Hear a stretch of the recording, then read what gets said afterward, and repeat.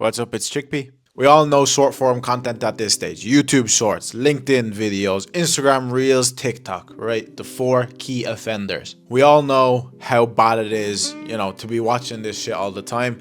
And no matter how much you are aware of it, there comes a point in your life where you're not as on your game as you used to be, and you kind of fall back into your old habits and you start watching a bit more. So like you could go through a period where you're like, you're not watching anything and you're completely focused, but then you also go through a period where everything's in the bin, right?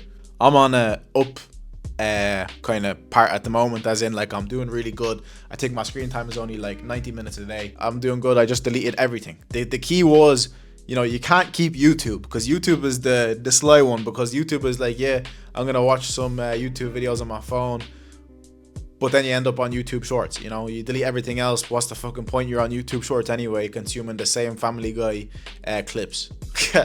Anyway, so I deleted those apps a few weeks ago, and I remember thinking to myself, even after like a day or two, how much clearer my mind was. And then I was like, oh my god, what have I been doing the last few months with them apps on my phone? There's loads of reasons why short form content is bad. I'm going to go through my three main ones. The first one is it's unconscious use. You just slip into it, and just think to yourself, like, did I consciously decide to open this app and watch these videos, or did it just happen? Because most of the time, and for me, I've noticed this as well, it just happens because your hand is in the habit of it, the action of opening your phone and clicking on that exact app. Your hand knows where the app is on the screen, and it knows the motion it needs to do to get that dopamine coming from those videos. So once you pair that with the amount of time that you can actually spend, it's like, you don't have control over it because it's just happening.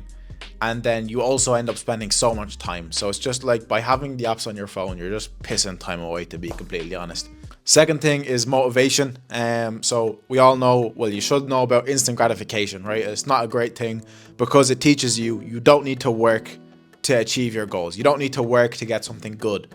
And this is the epitome of instant gratification. So how is scrolling on your phone through short form content instant gratification? Because you can constantly get the next hit of dopamine, and all it takes is one swipe of your finger. So how is that related to your motivation, right? So it's like, your motivation to reach a goal, whatever your goal may be. Let's say, this is not my goal, but it would be nice. Let's say 10,000 subscribers on YouTube, right? And let's say for me to reach that goal, I want to reach that goal because it would feel like an accomplishment. It would be good for me. It's something that I desire. It's something that I want, right? Now, the chemicals in the brain that are released, the dopamine that's released when you get the pleasure of seeing something funny, interesting, or stimulating on your phone is very, very similar to that when you reach a goal, whether it's, finishing a course or, getting an achievement in, your physical strength or fitness.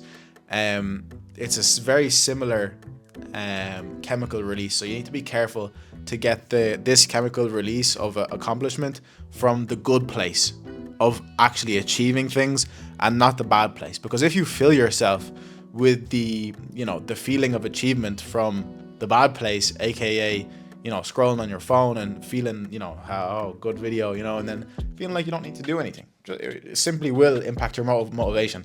I hope I landed with that one. It might have been a bit confusing, but I congrats.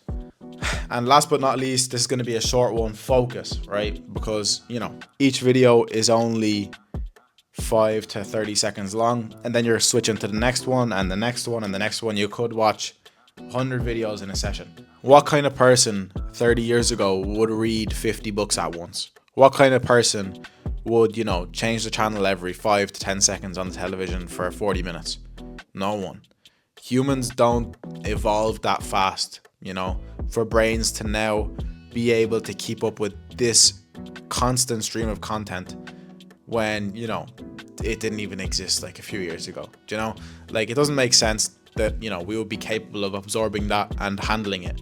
And when you think about it, what is that actually training your brain? It's training your brain. Oh yeah, brain, you only need to concentrate on something for 5 seconds.